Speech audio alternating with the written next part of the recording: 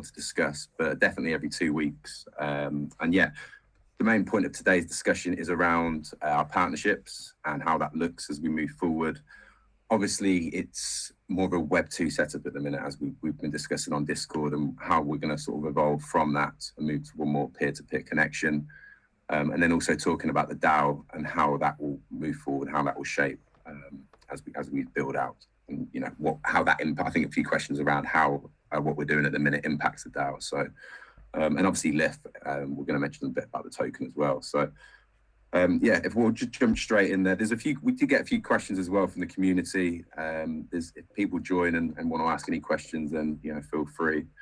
So yeah, we'll jump straight in. So Vincent, I think you're probably the best person to talk about partnerships. I'll sit here waffling on. You know your stuff on this. So I mean, if you want to jump straight in, and I think some of the questions we had last week was the link we've got with Amadeus at the minute. It's not a partnership. Obviously, we said that on the group, but how that looks at the minute and how we're going to sort of move away. Yeah, for sure. Yeah. Thanks for organizing this, Nabil. I think it's a great initiative to do this, more frequently, to also give some more clarity to the community as opposed to just responding on Discord. So it'd be great to see some more people in here to talk them through the whole process. But let me just start off, by saying why we chose this direction and not how we used to do it, how we used to do it, or an vision is. So the strategy changed, from a relatively, completely 100% decentralized approach. At one point, we even talked about, getting each hotel a server and connecting them through, completely decentralized. And that's all great, and that's something where we want to head towards too. Nevertheless, let me put this on mute. There Here we go. Okay. And that's all great. We want to be, as decentralized as possible, but we have to start somewhere. And that somewhere is not 100% decentralized, because we don't have the incentive to do so for, big hotel chains and any independent hotel, because any business transaction, you need to offer something in return, right? If you're going to make certain costs, if you're going to spend some resources, you have to get something in return. And at the point we decided to do this strategy, we didn't have anything in return other than our decentralized vision and what we always talk about in Web3, a more fair distribution landscape in this case for Binding Tree. That's all we had to offer, so to say, right? A promise to something, and that's where a lot of Web3 projects strand, right? A promise, a mission, something in the future where we can work towards to, and that's good. But we've been doing that for a couple of years now. What is it, 4 or 5 years at Binding Tree? So we had to make a drastic strategy change, so to say, in order to succeed, right, and to get hotels on the platform. So we decided to use the connection through Amadeus, right? And this wasn't a decision that was done over one night. It wasn't an easy decision, right? This was already, in talks for some time now, what to do about, not having supply in order to get demand. Because, as you can imagine, you need to have demand. You need to have supply if you want to get demand. Nobody's going to book on Win.so if there are no hotels. And after a few pilots in Amsterdam, Paris, and Barcelona, we came to the conclusion that we need a great source of supply in order to get anything near there where we want to be in the future as a Binding Tree. And that is why we use the inventory of Amadeus, but are working towards a more decentralized inventory or content, so to say. That is why we're also, we're going to get to this later, but that is why we're talking to several PMS systems. That is why we're talking to Derbysoft, where we have a partnership with Derbysoft, right? And with Derbysoft, what we can do is we can connect directly to the big hotel chains, but also directly to the to other PMS systems of independent hotels. So that's why we have a partnership with Derbysoft as well. They're a great help. Um, and yeah, do you want to go on a little bit more, Nabil, or do you want to follow I with was just going to say it's probably a good time because the PMS Sure. things I think is quite a big part of what we're trying to achieve here and been a hurdle for us to get over. So, I mean, we can go back. I was going to mention about the badges and things, but maybe if we speak about the badges for the peer-to-peer connection, Yeah. if we talk about the PMS software, I think you mentioned there's a few partners we're talking with, or potential partners we're talking with already. Yeah. And what that's going to look like would be good. Yeah, for sure. So what we're currently seeing is that we have the connection through Amadeus, but obviously the connection through Amadeus is not the only source of content that we want to have in the future. And that is why we talk to PMS systems like Muse, right? In my opinion, the number one PMS company in the industry right now. If you look to the, if you compare it to Opera, even Opera Cloud, the new iteration of Opera, and Muse, there's a world of difference. It's just crazy. We're also talking to some smaller all-in-one solutions. One called Smiley, for example. Sebastian and we met in Porto, and that's where we decided to get into talks about possible collaboration. And so just to go back with Muse we can attract a new type of hotelier, so to say. And there are also big chains that are in talks with Muse. So there's a world of possibilities if we connect to Muse. Nevertheless, we have to see where the priorities are. Right? Is it better to connect with Muse, or is it better to first connect with a different system? Right? We don't have unlimited developer resources, so we have to weigh those decisions with each other. I mean, they're very much regional as well, these systems, aren't they? What's that? They can be very much regional, these systems. Certainly. So that obviously would form part of our strategy as well, that we might focus on a certain area, i.e. certain PMS systems. Yeah, exactly. For example, the Smiley PMS system, or all-in-one solution, so to say, is primarily for short-term rentals. Right? They don't have hotels in there, or maybe a few hotels in their partnerships, but they do have short-term rentals as their clients. Right? They have 27,000 homes on their all-in-one solution.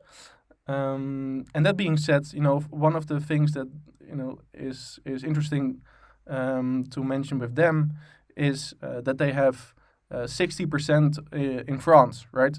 So there are a lot of do you want to have 60? Do you want to only focus on France? That's a strategic direction that you have to make, or decision that you have to make. So we just to let you know, we are in talks with several software partners and or potential partners, and plan to expand beyond the direct connection the connection of Amadeus. Apart from that, we're also talking to all major chains, right? We're all talking to all major chains. As mentioned before, they are highly positive of Wind.so,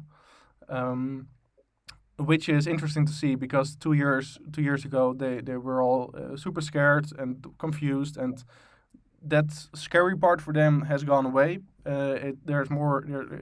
Only what's left is confusion. And okay, how can we make this happen?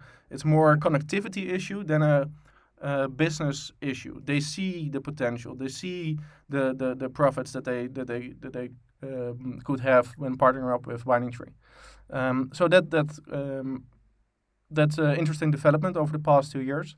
So beyond Amadeus, beyond PMS systems, we are seeking a direct connection with the big chains, and are very positive about this. Additionally, we also, as mentioned, we have signed a contract with a big chain that everybody knows here. We have yet to reveal that name, but we're in the final stages of testing. Unfortunately, testing can take up to a month, right? Before we finally launch. That is why we can't announce it yet. But yeah, it would be it's very exciting to announce it in after the test environments have been set up. I think that was, I did mention that last week, the badges that you spoke to Rob about creating, Yeah. that used for that type of content there, where we'd be able to, ultimately say to people, this is a direct connection. And yeah, if we can put a big brand hotel with that, it's. Yeah, so think of it as I'm not sure who got this idea, but it might be Robert. No, I think it was Pedro actually. That said, okay, look at what Airbnb is doing. For example, the superhost tag or the badges, so to say, which is an interesting concept because you highlight the best accommodation providers on your platform, and that's something it's a minor thing, but it's nice to mention. I think one of the ways we're calling out who's directly connected, right? There will be a differentiation between Amadeus or indirect listings, so to say. So one of the ways we're doing that is providing a highlight on Win.so, saying, for example, Web3 partner or Web3 contributor. So we're going to highlight them in favor of connecting directly with us. Sorry, my dog, the howling in the background is my dog interrupting. So God, leave me alone. Yeah, and I think for me that was a huge thing in the way of the badge, so we can actually start showing why we're different, because at the minute this is the concern in the community where I'm so sorry. The concern in the community with how we're connected at the minute and how we haven't lost the vision or forgot about what we're trying to achieve here. But no, for sure not. You mentioned it's kind of it's mandatory thing we have to do, for all the reasons you've said. But I think more importantly, things like the PMS system you mentioned, obviously that's mandatory for any hotel chain. They're not going to want to manually take bookings off and manage it in that way. Yeah, we were, one of the assumptions previously was that I heard when I just joined the team is that there are a lot of hotels recommendations that just have pen and paper and are just record keeping on pen and paper and having, or maybe an Excel sheet or whatever. That's not the case anymore. That might be true for 10, 15 years ago, but that's from my experience working in hotels and also the team members that have worked in the industry for over a decade now. That is not the case. There is no accommodation provider that works only on pen paper, bookkeeping, one Excel sheet. That doesn't happen. There are a lot of solutions out there that are affordable, and if there are accommodations that just use pen and paper or a manual process of reservations, that is not the target anyway for us for Win.so, right? Our target market are crypto community or the avid traveler, the digital nomad is not going to be very keen on staying at those accommodations, even if there were any. Yeah, no, I completely agree. And I think, we can look to the future. People could say as well, these PMS systems to a certain extent are, Web 2 based centralized systems. Sure. And, we can look to the future as well, that we can potentially create our own PMS system. You could buy a system, a standalone system, and have it under our umbrella. But again, it's kind of, we can't do everything at once. We've got to start somewhere. That ideally everything from start to finish can be decentralized at the end goal. But to get there, certainly, and you have to see where the problem lays, right? You have to see where. I have not heard one hotelier complaining or any accommodation host complaining about their PMS system. They're adding value to their transaction. Very vividly. What is the problem that you're trying to solve? It's not how the PMS works. It's not how that's not what we're trying to solve. That is not a key. There might be minor issues, but the bigger issue at hand is really distribution. It's really how these rooms are being sold and what is being hidden from hoteliers and the fees that they are paying, and cancellation policies and reviews. That is really what is at hand. And decentralizing PMS systems or decentralizing, your housekeeping system, whatever it may be, is not a priority in for the average hotelier. That is, on the list, on the backlog of these kind people. So I completely get the notion of decentralization, and if one thing is centralized, the entire system is corrupt or is not decentralized. Yeah, sure, but at the end of the day, you have to make things work, and you have to solve problems at hand. It's the 80-20 rule, right? Um, fix on the bigger things, and then you can focus on the small things.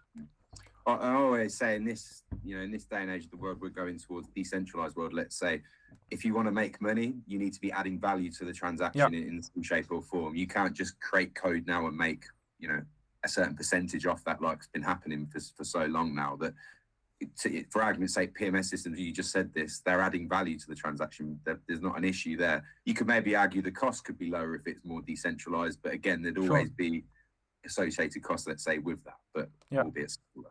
Yeah. So I think it's. So I think just to close that topic off, the accommodation, being centralized. Yes, we do work on Amadeus, right? But that is not the only source of accommodations that we're trying to get on the platform, right? This is just a means to an end. We connect to disconnect, and I think we can, if there are any additional questions about that, feel free to ask them on Discord or privately, or even in this chat. Yeah, no, it's good. And this is the thing, we sort of discuss internally, our solutions to these problems and where we see the vision going, but we give answers, but it's good to get feedback from the community if there's more questions from what we've said, maybe. One thing I will say on where a peer-to-peer connection goes, opens up the possibilities of having community campaigns where we're ultimately going to the community saying, look, go out and onboard, an accommodation provider, and then you'll get a percentage of that fee, as not necessarily forever and a day, but as a couple of year period. It's like a finder's fee you'll get for onboarding that hotel. But to get to that stage, there's things that have to be in place first. But I think campaigns like that would be extremely powerful, as we move forward. And really, there's not anything I can think of that sort of does things like that. We first have to get to that position where we can do that, right? Yeah, exactly. One thing I was speaking to Matthew about this earlier, but credit card options and stuff, because at the minute we've just got crypto payments, and it's something that's on the roadmap. I think initially we're kind of looking at it more, and especially speaking to Matthew earlier, having it where you top up a wallet from a credit card, so it will be a lot easier process than having. And let's be honest, to get a wallet in this day and age, there's a lot simpler solutions, let's say, that can be adopted, and stuff that I'd love to be able to hopefully share with you soon with certain people we're talking to. But I think from my perspective with that, it's kind of a bit where I've always seen it for years now as a necessity. We're always going to have people that would rather use credit cards to pay for things, and you'll have people that are okay with using wallets. And I think at the minute we're closed off to a whole world of people where ultimately any cashbacks would have to be managed with a credit card. There'd be certain fees to come off. There wouldn't be as much of a saving. But the idea being that once you've got these people using your platform with a credit card, let's say, it's a lot in the same, I guess, in the same sense, how we're talking to the hotels to say, look, you've had this much, but this many bookings, you've spent this much on fees. Connect with us directly. It's the same kind of conversation with a traveler to be like, if you've downloaded a MetaMask or did whatever with these other solutions that we have, you could have saved X amount of money on over this period of time. And it's, again, I've always looked as Winding Tree has been a solution to the distribution of inventory, and you sort of said that yourself a few minutes ago. We're not gone out to disrupt how people pay for their travel or their travel bookings. It's more how that inventory is distributed. I think the wider crypto industry, we're dealing as a whole of how would people pay for things, but that's an overall industry battle, let's say, as opposed to just something that we're trying to deal with. So I think it will be good to get feedback from the community on this type of subject. Whether this can form future improvement proposals that I'm going to touch upon in a minute. There's a whole world of things for us to start, working with here and using the hive mind of the community. And hopefully with the things that we're proposing and trying to build, it then attracts more people on to what we're trying to do. Because I think one thing that stood out to me at the conference in Berlin was when you say to people about what we're doing, getting rid of intermediaries, that's kind of, great, the obvious, let's say. But to then talk about community funds and, building up treasury funds for, the communities that we're traveling to then help rebuild, certain infrastructures there. It's a huge, and you see people's face light up when you say that, because it's an obvious thing, but it's something that we all forget about, the 15, 20% or whatever it is that gets lost to shareholders, let's say, or to companies, and how much of an impact that would make to a country's GDP, especially a developing nation. So, again, I think I was going to say a bit later on, but we're going to start creating a forum for these kind of conversations to start happening, because ultimately they are going to shape these proposals that we're all going to be using our LIF tokens to vote on. So I think it's exciting times, and we're going to get onto it a little bit more later. But to be fair, it's probably a good time now to start. I'll go on to the DAO, and a question was, it sort of links to what you were just saying then, Vincent, and the topic we've been discussing, that how does our current approach change our focus with a DAO? And I think the simple answer, or short answer, which isn't usual for me to say, is it doesn't. It was always, the direction is still the same. Yeah. The DAO, we can't create a DAO at the moment and operate truly decentralized, because things need to be built, and we need to sort of have more of a foundation there, let's say, for us to then shape and build off with the community. So I think it's to answer directly, what we're doing at the minute with the connection, it doesn't change that focus. We've still got, the overall, as Vincent said, and I've said, this decentralized ethos and direction that we're going in, but there's just going to be various stages to get in there. And that can be said for how we form the DAO, and how certain proposals, maybe we'll discuss things like branding can form part of decisions, from the community, to get, people's views and people's votes on what works well. You mentioned PMS systems. That's kind of an obvious one, maybe to put to the community, what areas of the world do we think we should focus on, and putting it out there with the strategy, say we've got this PMS provider, this PMS, they can get us access to this many, APs out there. And it really just help engage the community in what's going on.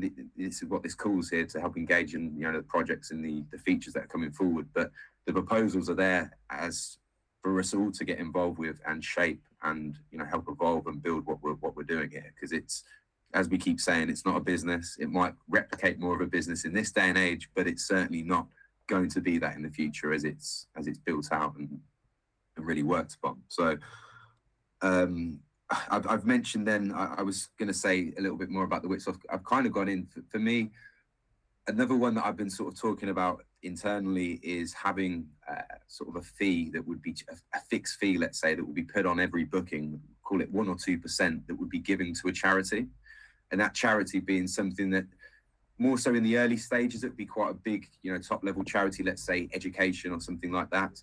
But the idea being that's kind of the start of our community fund, and how that would kind of build out, whether we're talking about Cambodia or Thailand or a certain, economy like that, where a fund can be started to be built up and then spent on schools or education or whatever it might be within that that community. And I think it's one of them, we were discussing earlier, Vincent, weren't we? And we sort of said, we haven't got anything there now to sort of give. And I said, well, it's what we're proposing isn't like we're doing a cake sale or anything like that, where we're raising, £1,000 and donating it. We're looking at it as more building building a relationship with something that would evolve out, where ultimately they're having a percentage of the business. I don't want to say a percentage of the business, we're not a business, but a percentage of the fee that's made that would be kind of distributed out on a weekly or monthly basis to the required causes. And I think for me, I've always looked at this, it's not something we can really just click our fingers one day and say, right, here we are, this is the community fund. It's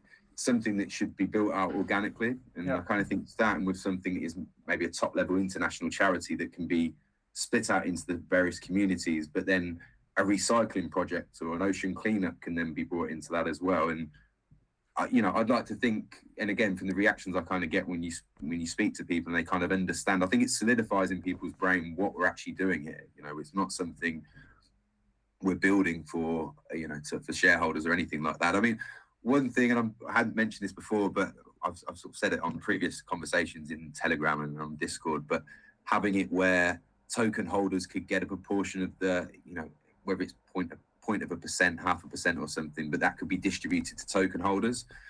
It brings up the question then, if you're going to become more like a business, the SEC looking at you as a security. So I think that's probably a conversation, a very visionary kind of hope for the future, and how funds can be distributed to, a community of LIF holders, let's say. But again, it's something we've spoke about before, but I think we're very early with this.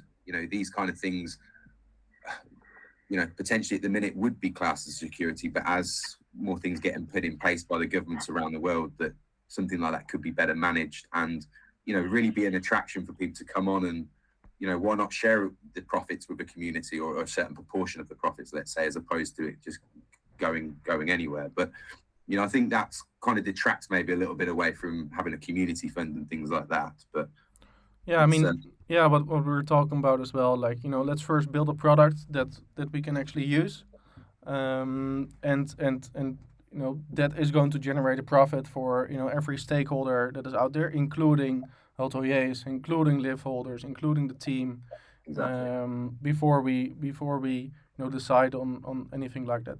Yeah, exactly. And I know I've mentioned before, just touching on LIF again, that things like token burns could be something we use. A treasury, the money built up in the treasury could use to buy LIF back.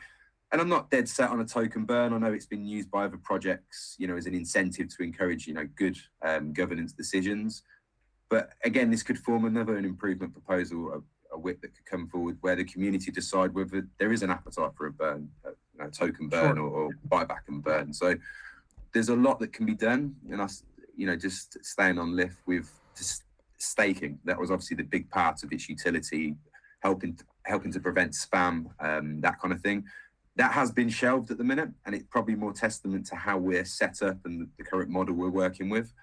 But I think as we build out, there's always going to be a need to prevent spam, people trying to abuse the system and things like that. So it being having a stake, some role in staking in the future. I mean, let's be honest, how we've just described our setup with hotels, we're not going to have the hotels won't all have a MetaMask wallet. They'll be working with let's call it an intermediary, to use a word like Simard, and that'd be their whole MetaMask holding, let's say, or be managing the transaction in that regard. And so yeah, just to jump in, we tested this, right? We tested. We said, okay, look, in Barcelona, Paris, and Amsterdam, we said, look, hoteliers, you can pay 1%, right? And for that you can expose your inventory on Win.so, but you have to become familiar with crypto, and you will guide you through it. You will have your own MetaMask wallet, and all that. So they were paying almost nothing, right? 1%. We said, okay, you can do that, or we can handle it for you, and you would have to pay 4%, right? We handle the entire transaction for you. We being Simart, right? And you don't have to worry about it. You will get euros, so you can pay your supplier in euros. You don't have to worry about it. But we take an additional 3%. And we were the first option, the 1% was the recommended option, right? We said, okay, guys, this is our mission, our vision, our story. We want you to choose the 1%. We're not making a buck of the 3%, right? We will just need to charge you because of the exchange rate and the manual transaction, so to say. But they didn't want it. They did not want to, even with our guidance and our resources, they did not want to have. They don't want to deal with crypto. The market is just not ready. And yes, there are a few hoteliers and accommodation providers that are familiar with crypto and are fine with dealing with crypto and all. But that is not, again, 80-20, right? Not even 80-20, probably 99 against 1. Like, what is it that you're going to achieve with onboarding a few accommodation providers while doing that? Nothing. You're not going to get demand to sell any of your supply. demand and supply have to go equally, have to rise equally at the same time. So you can't just have a few accommodation providers that are going to accept crypto and they are charged 1% treasury fee for the DAO. That's not going to bring us any success in this project. No, completely agree. And I think that this is the interesting point we're at now, really, that everything really that we've discussed is to the point you've just made just there. This is very much has to start somewhere and build up from that. So when I hear names like Amadeus, it does scare me. Oh God, what? But we have to look at what we're having to do and the hurdles we're having to get across. I think it doesn't surprise me really that the hotels turned around and said, we'll just pay the extra 3%. We don't want the hassle. We don't want the the inconvenience and everything. Yeah. As I think there's two things to this really: the whole crypto adoption and people becoming more okay with crypto becoming more easily adoptable in the sense of it's not as off-putting for people. There's easier ways to get wallets, let's say, with various providers. But again, for us to be able to, I guess, grow with something, we have to start in the ways we've been discussing. So then, when crypto does become more adopted and wallets become easier to use, let's do it. Let's do it then. When the market is ready, let's do it then. We're happy to support that vision. And if there's now an accommodation provider that wants to do this, we'll look into it and be sure to connect them 100% decentralized. The best way we can do it. But now there's not a big appetite for the market, from the market. Cool. No, that's great. Such detail there, Vincent. Cheers. We'll jump straight into the questions from the community. There was 4 questions in total. One of them isn't really a question for here, but there wasn't any names given with this one, but it said, what's happening with all your partnerships with the airline industry? Do they know about Win.so?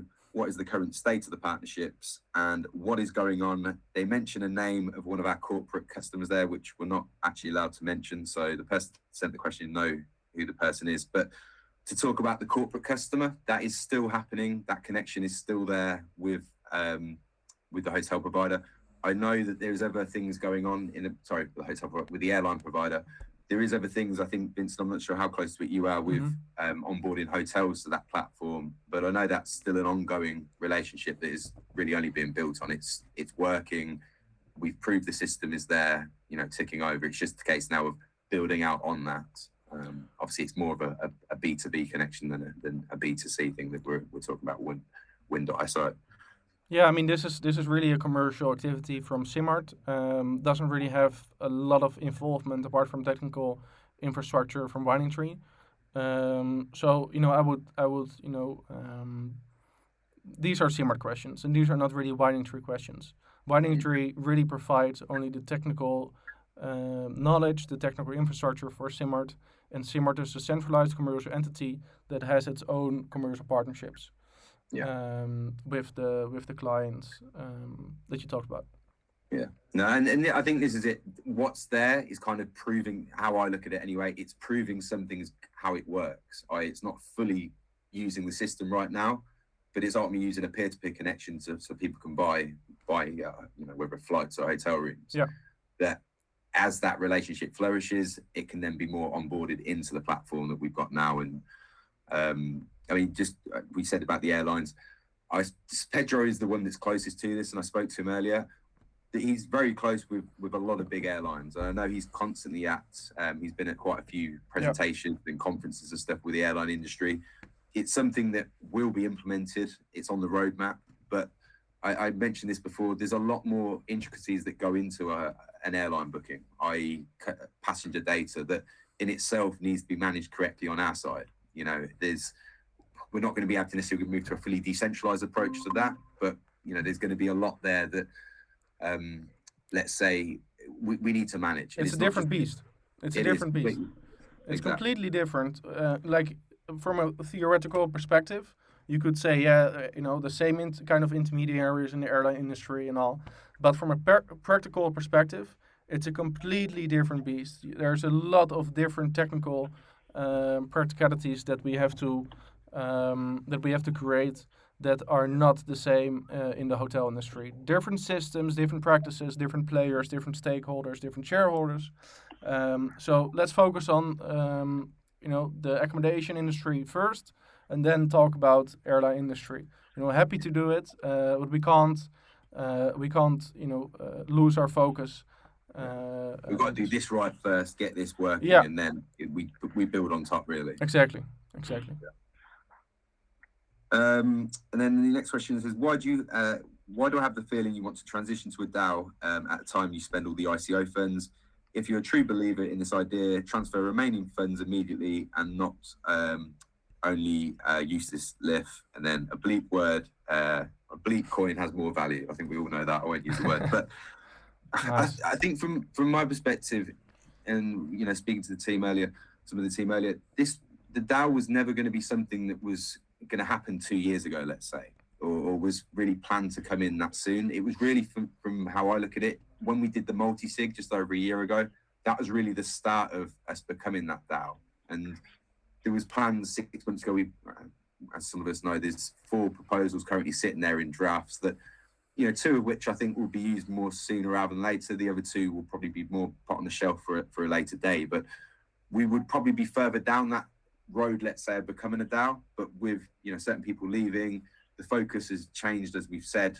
So it just means that I guess the focus has to be on other areas for us. And how that DAO, as I said earlier on, how that's going to take form now with the proposals, and how the community are going to get involved with shaping and how we move forward, really, and build this out. So from my perspective, the focus hasn't changed. It's still the same thing, the same goal that we were working on. If anything, it's maybe 6 months delayed. Maybe 6 months is a bit long, 4 or 5 months, maybe a little bit delayed to where we would have ideally been. And I guess the route we're taking now will be slightly different to what we had before. But from my perspective, it's still the same. And, I think it's a case that we all know that the ICO funds they're never going to last forever. And we're at a stage now where we've launched a product, and, we need to get traction on there. I know Max is working hard to pull investment in from other areas and to pull finances in. So it's something that is actively being worked on, as a team collective. And I'm sure Vincent will probably echo very similar sentiments from, the partnership side and the conversation he has. Yeah. Additionally, I think fully transitioning to a DAO at this point doesn't really make sense. Hello? Hello. Some. Did you have a question? Sorry. I don't think so. Oh. Anyhow, Yeah. I think it does make sense at this point, seeing how it would delay certain decisions, and I think getting to a DAO is certainly on the horizon, and that has always been, but at this stage it doesn't really make sense to do this. It would only delay decision making. It would only delay product development. I do recognize the importance of it, but we need to get things going quickly.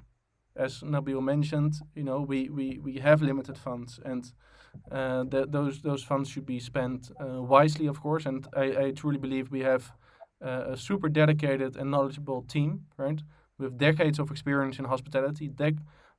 People have been in the industry, in hospitality, travel, but also Web3 community for God knows how long. So we have a very capable team of spending these funds for sure. Yeah. I think it's it's from my perspective, we're moving in the right direction, but it's For sure. I think it's one of them where we can't, and it's like I was saying to you earlier, Vincent. For me, I was thinking I can't think of one crypto project or DAO that has become a DAO from the start. There's always the product's been built, or at least the foundations have been put in place, and then the DAO has been formed on top of that. And we are very much, we're not getting to the end stage. Obviously, there's a lot more still to build and to build off and grow. But we're kind of at the stage where we're building now. Did you have a question? Sorry. Hello? Don't think so. No, I was a shame. So yeah, I think it's Rome. I've said it a lot of times. I think I said it last time. Rome wasn't built in a day. It's the journey we're on.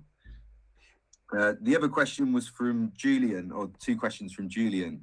He's the first one he's mentioned about possible group booking in November. Yeah. I would ask, obviously I didn't get an email address or anything with the question, Julian. So if you could maybe send me a direct message, NTL on Discord, or Vladimir as well. But either of us can definitely help you with group bookings on that. I think we have got a feature. I know it's been in the recent sprints where I have a group booking feature on the platform itself, built into the DAO.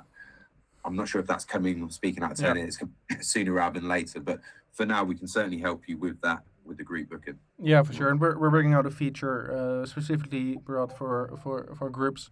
And I know Maya is also involved in that as well. So it's good to have her on the call. And yeah, for sure, it's going to be possible. Thanks for bringing it up, Judy. For sure.